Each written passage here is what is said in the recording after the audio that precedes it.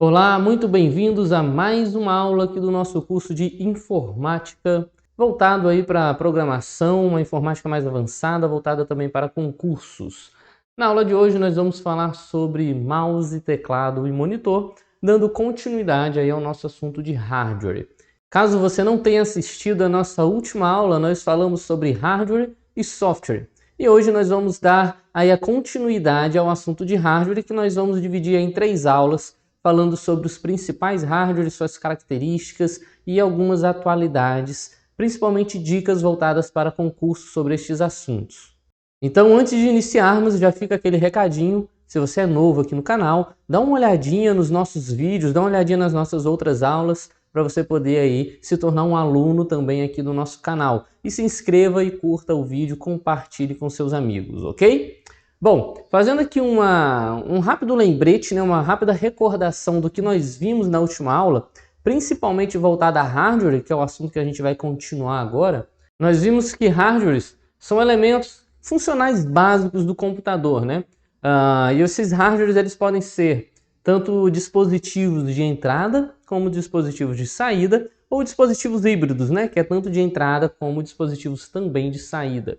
Então a gente viu aí que dispositivo de entrada, periférico de entrada, unidades, essas coisas são relacionadas a hardware.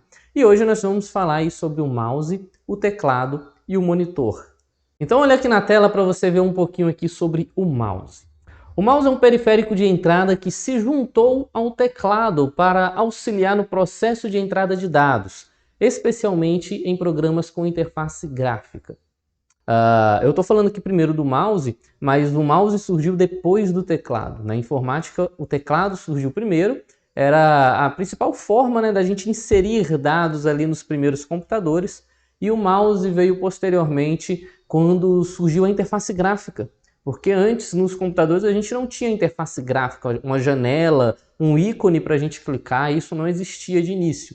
Então o mouse veio após o surgimento dessa interface gráfica, ok?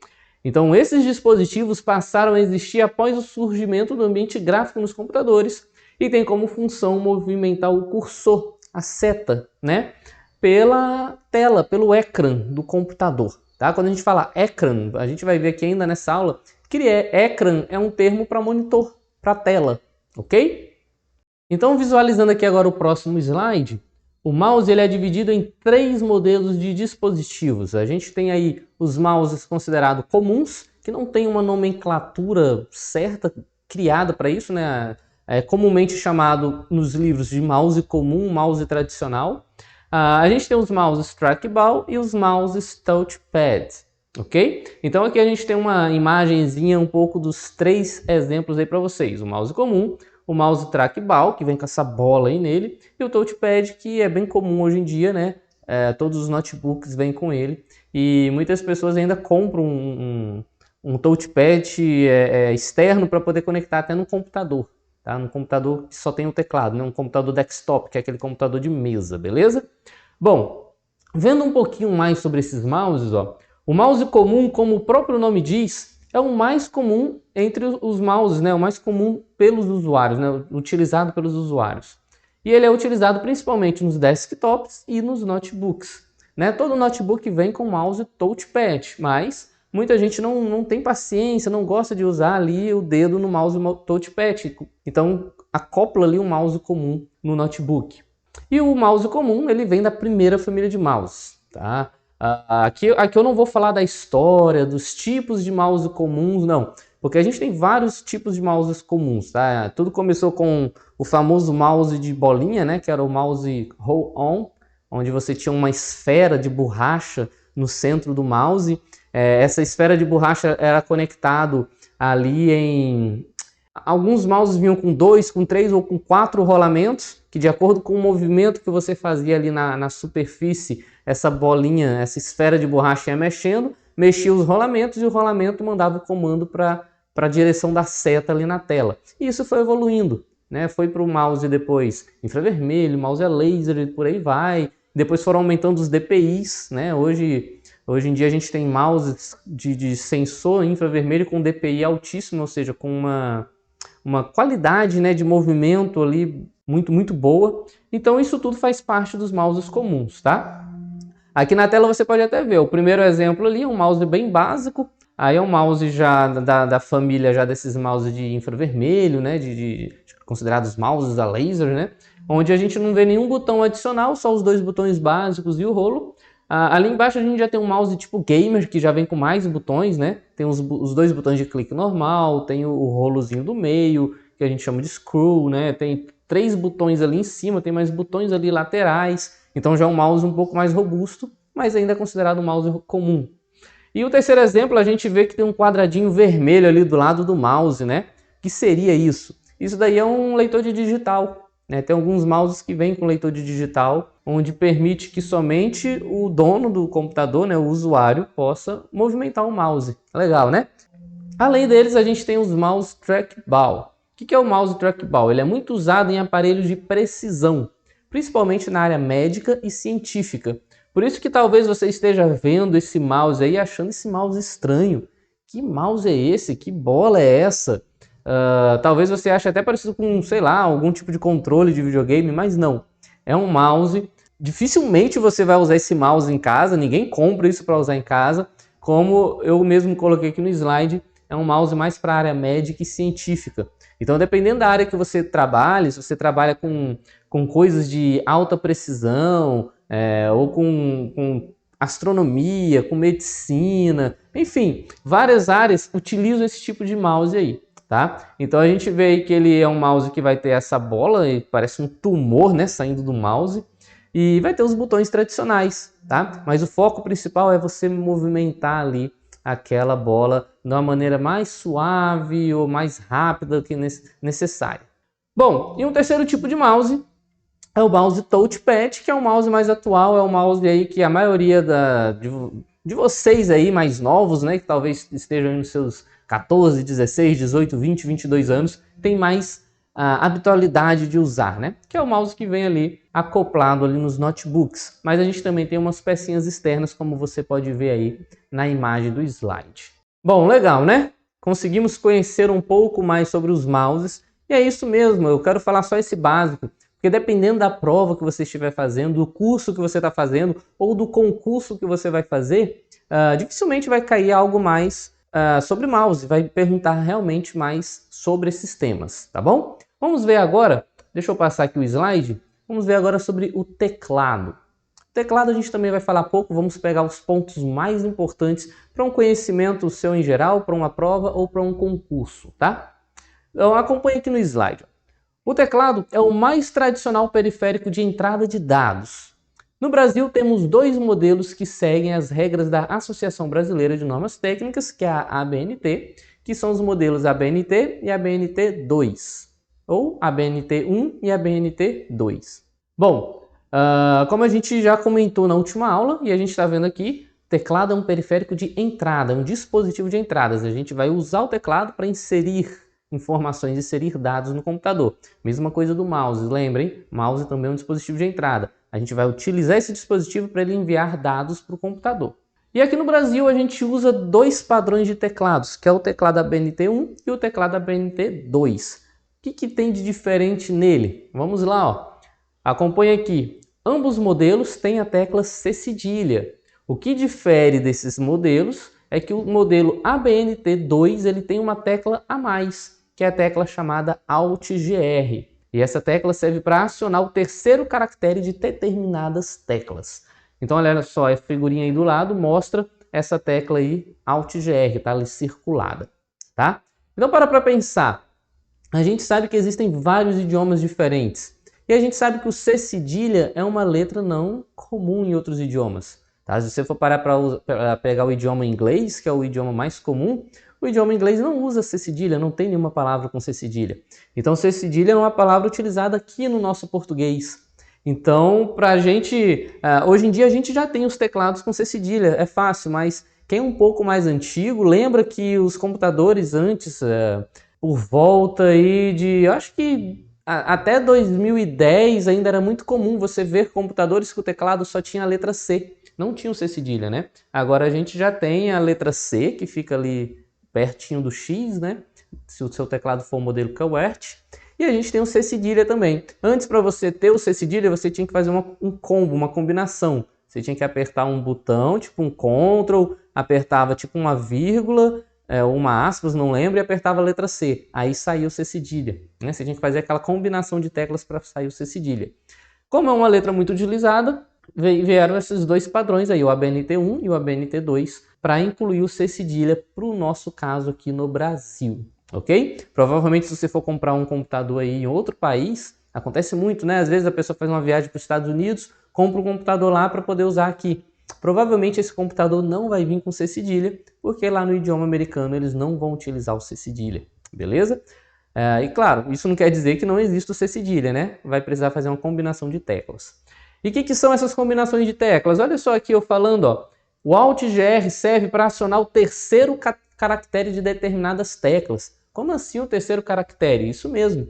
A gente vê que no teclado tem as letrinhas estampadas, mas essa letrinha é como se fosse ali o primeiro caractere, o caractere principal daquela tecla. A gente pode usar um comando, um combo, um atalho, onde você pode apertar, por exemplo, o W. Eu posso muito bem apertar o W, o Q, posso apertar a tecla Q, que vai sair o Q. Aquele ali é o primeiro caractere daquela tecla. Mas eu posso usar um combo. A gente vai ver mais sobre esses combos na aula específica sobre atalhos.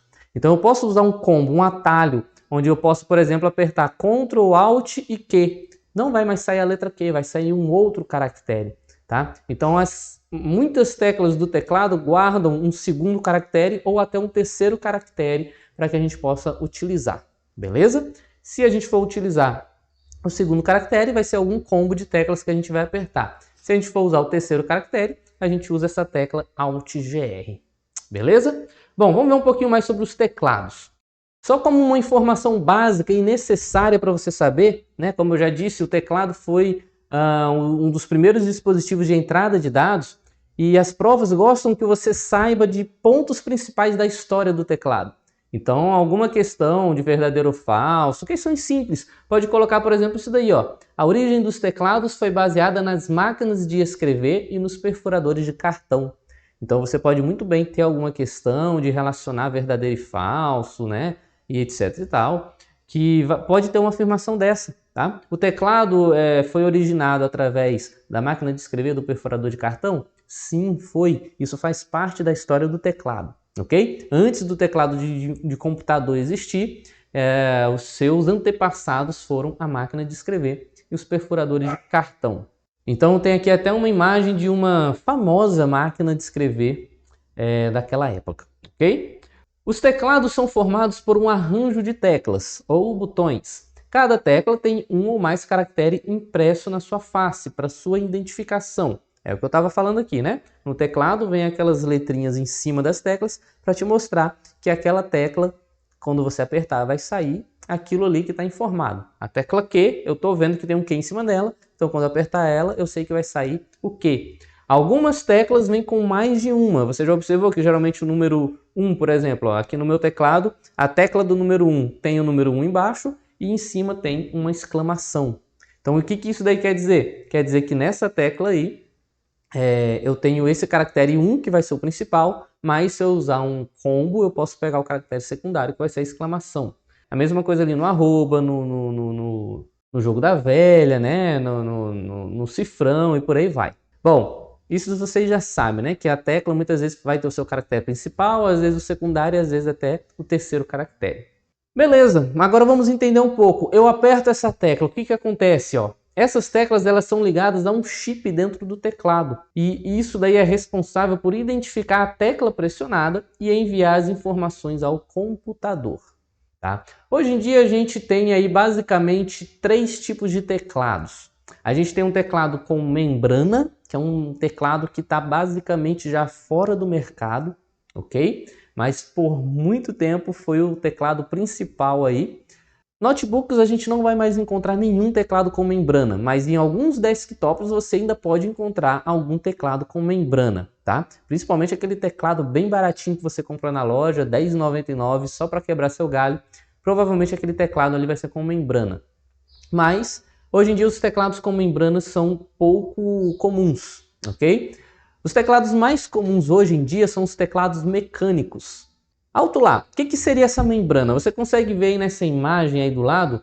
Você consegue ver que tem um teclado desmontado aí, ó. A gente tem essa coisinha branca aí, ó, cheia de bolinhas, parece um poppet, né? O atual poppet. Isso daí é a membrana. Quando você aperta a tecla, você afunda essa membrana e essa membrana vai clicar bem ali naquela outra região que está ali atrás, ó, tipo de um papel ali molenga transparente, onde ali vai ser o circuito, ali você vai acionar o circuito vai mandar para o chip o que você apertou, ok? O teclado mecânico ele funciona parecido, só que ele não vai usar uma membrana, tá? Essa membrana é como se fosse algo único para todas as teclas. O teclado mecânico ele já tem uma mecânica única, cada tecla tem a sua mecânica, ok? Ou seja, cada tecla tem a sua individualidade de agir. E a gente está tendo um teclado mais atual agora, que é o chamado teclado eletrônico, o teclado elétrico. Não que os outros não sejam eletrônicos, não que não passe energia pelos outros, tá? Mas porque o teclado mecânico ele tem vários tipos. Tem teclados onde tem teclas mais duras, outros têm teclas mais leves, outros têm teclas mais barulhentas, outros têm teclas mais silenciosas. Outros muitas vezes podem falhar, de acordo, você aperta. Isso acontece muito, provavelmente já aconteceu com você. O meu notebook mesmo, ele está com um probleminha no número 6, às vezes eu tenho que apertar o número 6 com um pouquinho mais de força para ele sair. Então acontecem esses erros no teclado, tanto de membrana como no teclado mecânico.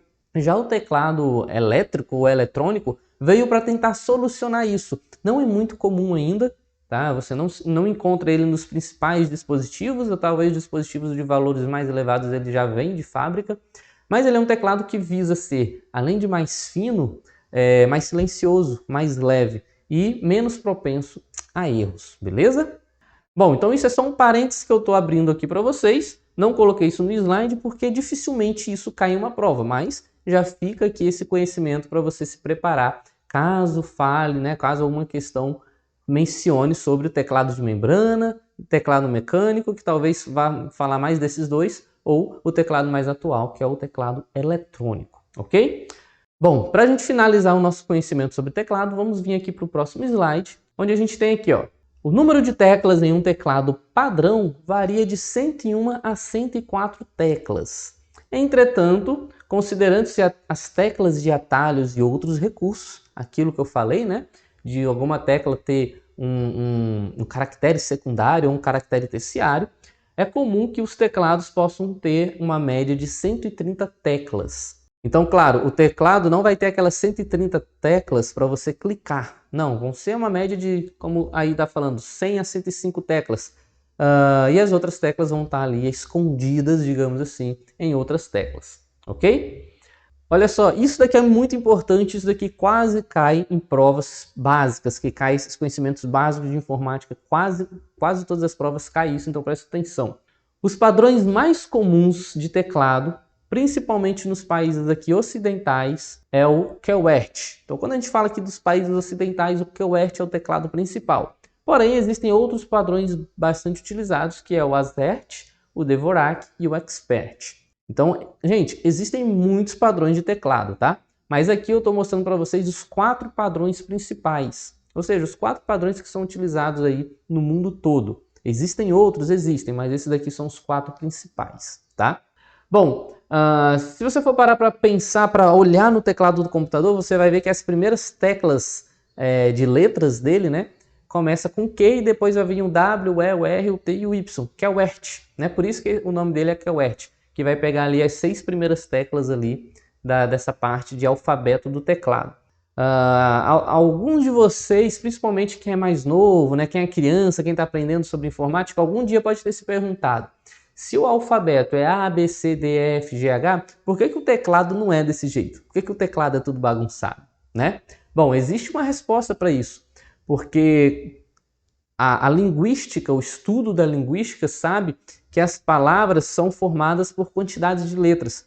Então, assim como uma loteria tem os números que têm a tendência de ser mais sorteada do que outros, a gramática é da mesma forma. A gente tem letras que tendem a ser mais usadas do que outras outras letras. A gente pega uma palavra e a gente sabe que as palavras elas são construídas com uma mistura ali de vogal e consoante. E a gente sabe ali determinar qual vogal sai mais, qual consoante sai mais. Geralmente depois da vogal A, quais são as letras que mais vêm depois dessa vogal. E aí, através desse estudo, essas teclas são espalhadas pelo teclado para dar uma melhor ergonometria na hora de digitar. Por isso que as teclas não seguem a sequência A, B, C, D, E, F, G, H e por aí vai. Elas são bagunçadas, mas não é uma bagunça aleatória. Elas são organizadas de modo que os seus dedos conseguem ali se posicionar de uma maneira melhor para digitar, ok? Por exemplo, eu vou escrever aqui o nome Carcamanjo, então a organização do meu teclado já deixa de uma forma que eu consigo digitar de uma forma melhor.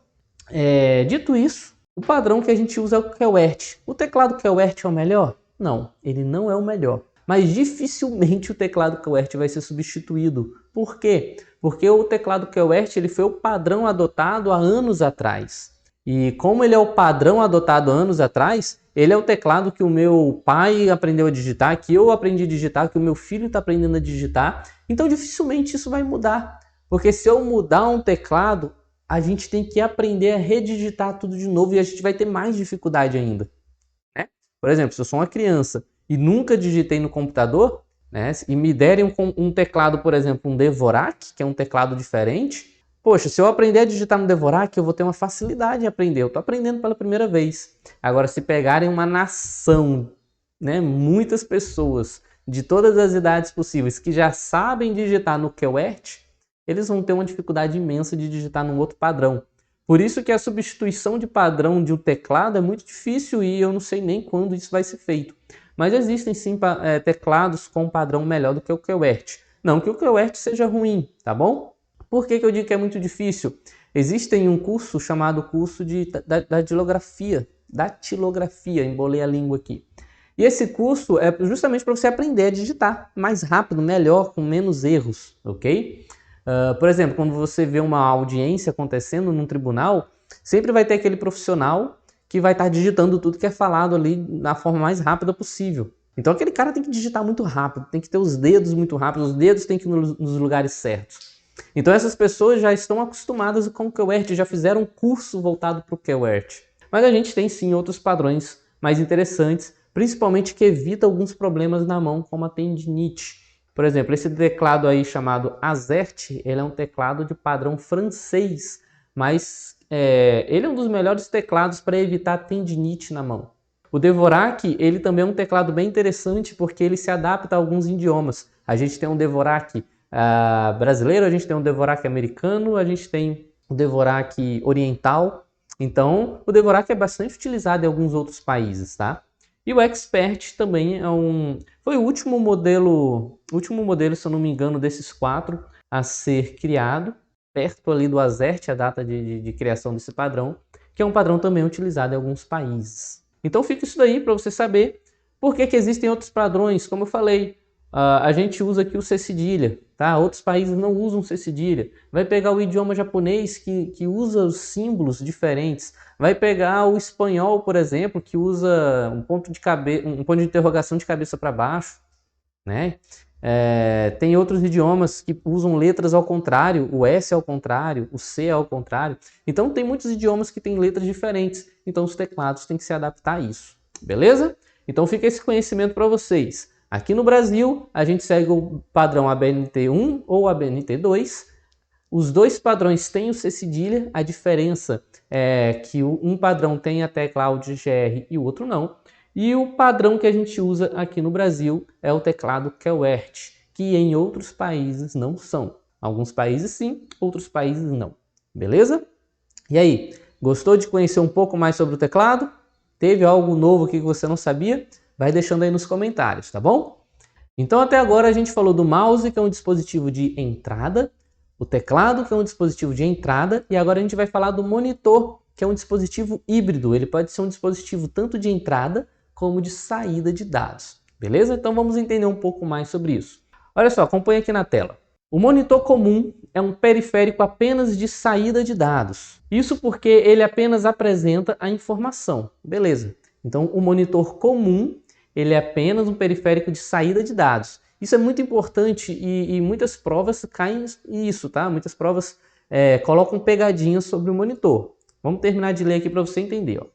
Já o monitor touchscreen, ou seja, o monitor que é sensível ao toque na tela, ele permite que haja interação com a própria tela. Então, ele é considerado um dispositivo de entrada e saída. Ok? Então, muitas vezes na prova vem, por exemplo, alguma questão para você relacionar o que é dispositivo de entrada, o que é dispositivo de saída, o que é dispositivo híbrido, e muitas vezes vem lá monitor touchscreen, e às vezes a pessoa só imagina assim que o monitor aparece imagem, então se aparece imagem é dispositivo de saída, mas o monitor touchscreen não, ele também aceita o toque, ele também aceita que você faça uma inserção de dados, ok? Por exemplo, a tela do celular, não sei se você está assistindo esse vídeo pelo celular agora, a tela do seu celular, você está conseguindo ver essa videoaula agora. Se você está conseguindo ver, o seu dispositivo está saindo dados, está saindo informações. Então, é um dispositivo de saída. Porém, a tela do celular, ela é sensível ao toque. Você pode tocar com o seu dedo e ela vai responder ao seu toque, né? Então, a partir do momento que você toca na tela, você está fazendo uma entrada de dados. Beleza? Então, monitor touchscreen é um monitor de entrada e saída. Bom, a maioria dos notebooks e dos desktops mais padrões, mais comuns, é um monitor que apenas exibe ali para você a imagem, o vídeo, o resultado. Se você está assistindo essa videoaula, por exemplo, em um computador de mesa, que é um desktop, ou em um notebook, provavelmente você não consegue tocar nessa tela e ela te dá alguma resposta. Provavelmente o seu monitor vai ser um monitor comum, que apenas exibe os dados. Então, se ela apenas vai exibir para você as imagens ali do que você está vendo, e você não consegue tocar nessa tela e ter resultados com esse toque, ali vai ser apenas um dispositivo de saída. Ele é um monitor comum, apenas mostra os dados para você, beleza? Então, a gente tem esse exemplo aqui nas imagens, ó. A gente tem esse monitor aqui do lado esquerdo, que está mostrando aí essa linda paisagem, mas é apenas para a gente ver.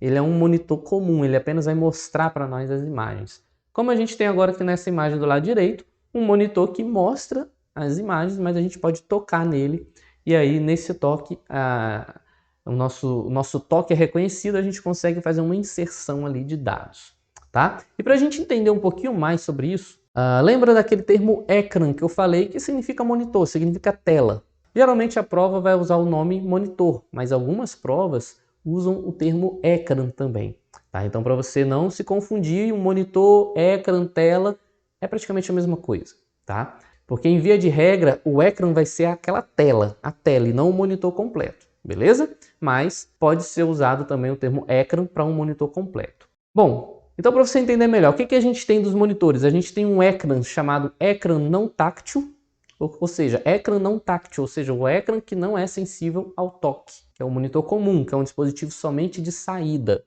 A gente tem aqui o ecrã considerado táctil e a gente tem o ecrã considerado multitáctil.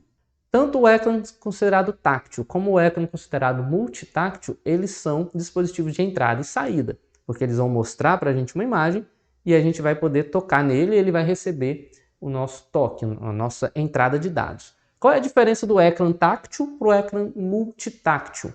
A diferença é a quantidade de toques simultâneos que aquele monitor aguenta. Geralmente, o ecrã táctil ele vai suportar um toque de uma vez na tela.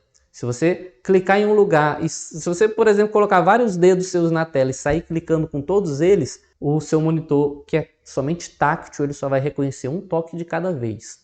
Já o seu ecrã multitáctil, ele pode reconhecer 2 toques ao mesmo tempo ou mais de 2 toques. Então, por exemplo, quando começou a sair os primeiros dispositivos touchscreen, celulares touchscreen, monitores touchscreen, eles eram ecrãs táctil, eles só reconheciam um toque na tela. Se você desse mais de um toque, ele não reconheceria o outro toque. Só se você deixasse de dar o primeiro toque para poder dar o segundo.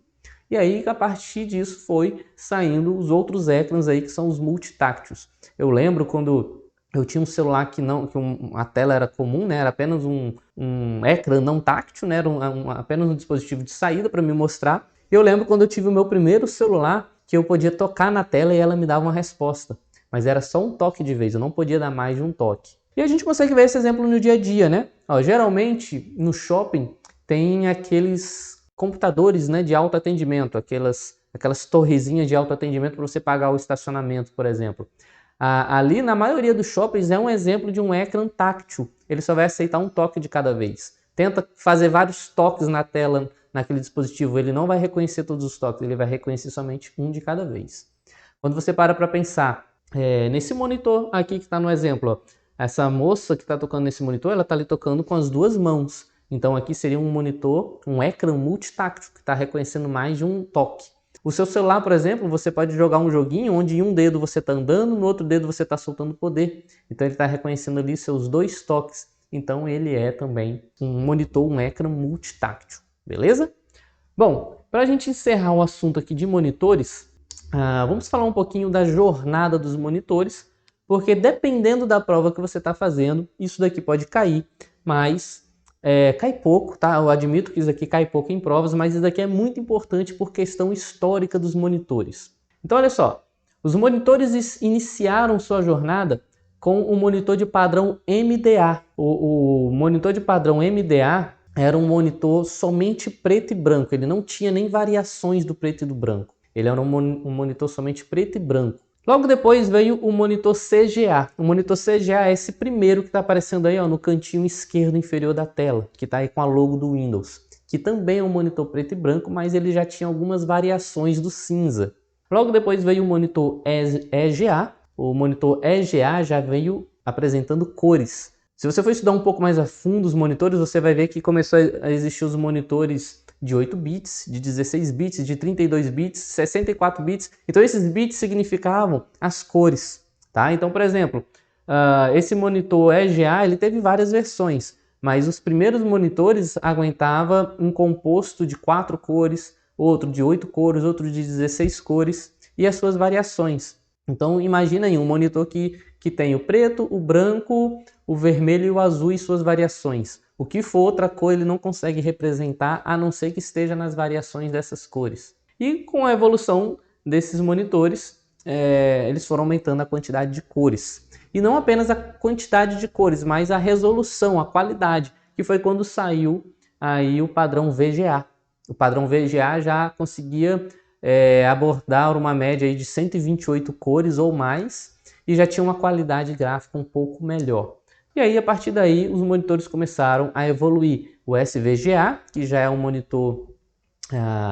ainda hoje tem monitores SVGA à venda, tá? O XGA já é um monitor também que ainda hoje tem à venda. E o SXGA também é um dos monitores mais atuais e por aí vai, tá? Então, você vê que vai mudando apenas a sigla, né? É SVGA, XGA, XGA, né, que vem de super e etc e tal. Eu não sei aqui de cabeça o significado dessas siglas. Só sei que isso tudo aumenta o quê? Aumenta a qualidade das cores, a quantidade de cores, a qualidade da resolução e o tamanho da resolução, ok? Que claro, tudo isso tem a ver com todas essas outras tecnologias que eu vou falar um pouquinho disso agora, tá? A gente vê muito TV sendo vendida. Essas TVs que estão sendo vendidas também seguem esses padrões, tá? Isso aqui não é voltado só para monitor. Então a gente vê aí a TVs de não sei quantas polegadas, OLED, QLED, Full HD, né? 4K. Então esses termos todos estão inclusos nisso daqui, né? Por que as telas estão cada vez mais atuais? Porque elas vieram tendo melhorias no seu padrão. Tá? Então esse padrão aqui, por exemplo, a gente tem TV OLED, QLED, Full HD, 4K, né, que mesmo tendo essas nomenclaturas diferentes, elas são consideradas, por exemplo, SXGA, ok? Aqui é o padrão. O que esse padrão quer dizer? É o padrão de cores, de até onde pode mostrar, do que suporta, de como mostra, de qual resolução pode aguentar, beleza? Agora, claro, como isso vai ser utilizado já é diferente, que já tem a ver com a tecnologia empregada. Ó, um monitor pode se classificar de acordo com a sua tecnologia empregada para formar as imagens. Então, por exemplo, eu posso ter um monitor SXGA, vou dar um exemplo básico aqui. Vamos supor que ele aguenta 3.000 a 3.000 pixels de resolução. Vamos supor que ele aguenta, vou chutar aqui um valor, 128.000 cores. Não é porque esse padrão aguenta isso que todos os monitores vão ser iguais. Não. Porque a forma de você fazer a imagem aparecer, existe uma tecnologia. Existe uma tecnologia para fazer aquela imagem aparecer. E é isso que muda alguns monitores, tá? Então eu tenho uma das tecnologias que foi mais usada por muito tempo, que foi o CRT, que era aqueles monitores grandes, né? Aquelas TVs grandes. Hoje em dia, quando as crianças veem aqueles monitores com aquela bundona atrás, né? Com aquela coisa gigante atrás, aquele monitor grande, pesado, estranham. Nossa, que coisa antiga, que coisa medieval. Vai na casa de um avô, de alguém de mais idade, vê aquela TV antigona, grandona, com aquele espação atrás. Acho estranho, porque hoje tudo é muito fino. Mas o CRT foi muito utilizado por muito tempo, né? O CRT, ele tinha ali um tubozão atrás para emitir uma luz. Essa luz pegava numa membrana, né? Num painel para poder emitir as cores, enfim. E aí, a partir disso daí foi diminuindo. Foi para o LCD, foi para o LED. LED, que já são aqueles pequenos quadradinhos. E aí essa tecnologia do LED se expande muito e se difere muito. Dependendo da marca, tem marca que defende o LED de um jeito, tem marca que defende o LED de outro. LEDs com tamanho X, outros LEDs muito pequenos. Tem algumas televisões que o LED tem um certo tamanho, outras tem um tamanho tão microscópico que a gente só consegue ver usando ali uma lupa.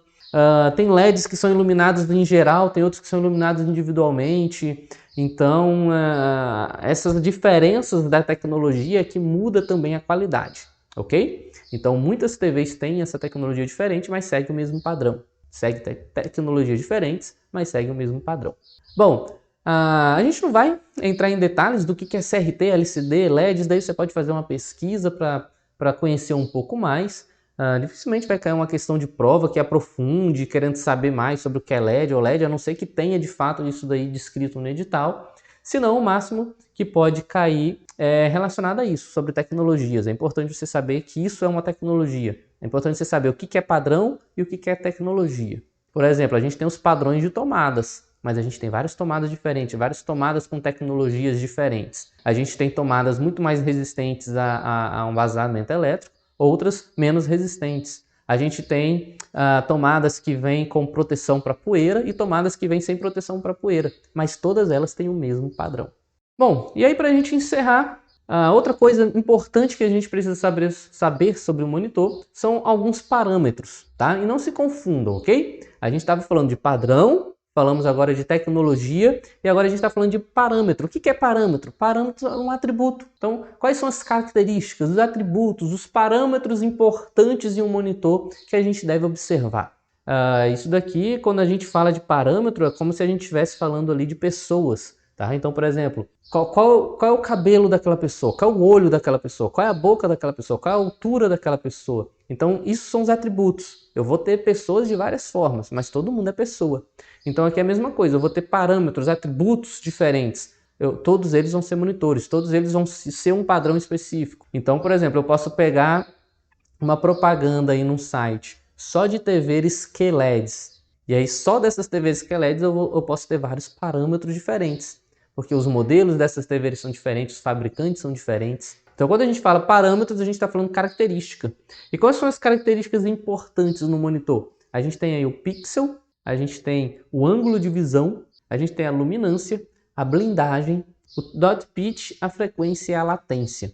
São aí os parâmetros mais importantes aí que a gente tem em alguns monitores, tá? Termos mais atuais. Ângulo de visão. O que vai ser esse ângulo de visão? Só aqui uma pincelada rápida.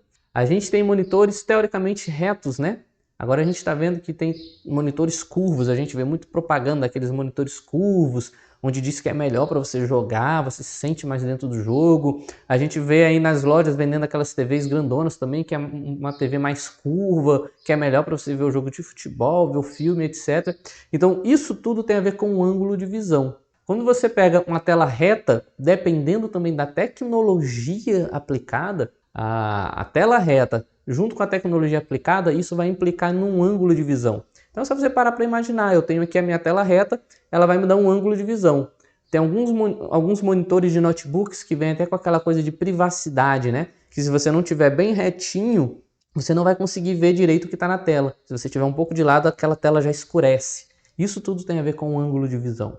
Quando a gente para pensar em notebooks, isso é bem mais aplicável por causa daquela coisa de segurança. Notebook é algo utilizado mais no dia a dia, na rua, em qualquer lugar. Mas quando a gente para falar de monitores de desktop, de TV, isso já não é tão interessante, né? a pessoa que está assistindo de lado vê tudo escuro. Porque não precisa ter essa confidencialidade, né?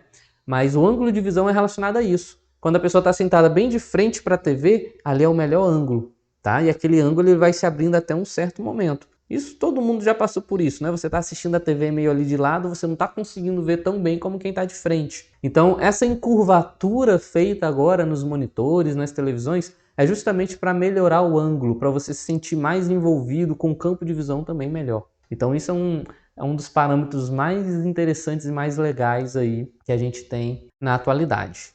Um outro parâmetro também que veio tendo muita importância mais recente e que vale a pena você observar também é a blindagem, tá? Como o próprio nome diz, o que é a blindagem? A blindagem de um monitor é a capacidade dele de ter menos interferências. A gente sabe que quando a gente fala de dispositivos eletrônicos, eles fluem através da eletricidade, né? E a gente sabe que a eletricidade é o que? Se a gente for parar para pensar, dentro de um fio está passando ali uma energia bem agitada. Por isso que os fios são ali protegidos ali por aquela borracha, não apenas para a gente não levar um choque, mas para que essa agitação, digamos assim, molecular fique lá dentro. Mas a gente sabe que escapa, aquela onda magnética que sai do fio, que está ali ao redor do fio. Então, quanto mais blindado é um sistema, menos sai isso daí de interferência. Então, por que isso daí é importante? Porque menos você perde e menos você causa acidentes. Eu tenho fios próximos, então essa onda magnética que está sobressaindo de um fio pode afetar a onda magnética que está vindo em um outro fio. Então, quando a gente blinda isso tudo melhor, o sistema é mais blindado, evita esses escapes. E aí a gente tem uma qualidade, uma resposta bem melhor. E falando em resposta, quando a gente fala aí de latência, a latência também tem a ver com a resposta. É o tempo de resposta que o meu monitor leva para exibir as imagens. Muitas vezes a gente não percebe isso a olho nu, não nesses monitores mais atuais, mas ainda é muito importante. E aí, como eu falei, eu não vou ficar explicando sobre eles, tá? A gente tem o Pixel e o Dot Pitch, que é relacionado bem assim à nitidez, à qualidade da imagem, é bem legal também. Mas você pode muito bem dar uma pesquisada sobre cada um deles para você conhecer um pouco mais, ok? Bom, então a nossa aula de hoje é sobre isso, tá? Mouse, teclado e monitor. Espero que tenha aí aberto mais a sua mente, você tenha aprendido muito mais sobre esses 3 dispositivos muito importantes e que muitas vezes a gente nem imagina que eles têm todos esses detalhes, né, para a gente aprender, para a gente conhecer. Fica aqui agora uma lista de exercícios para você poder fazer, para ver se você aprendeu mesmo. Pode enviar aqui os exercícios nos comentários, fica à vontade para a gente poder estar discutindo. E mais uma vez lembrando, se você gostou dessa aula, curte esse vídeo, compartilha com seu amigo e se inscreva no canal, tá bom? Então até a próxima aula, tchau, tchau!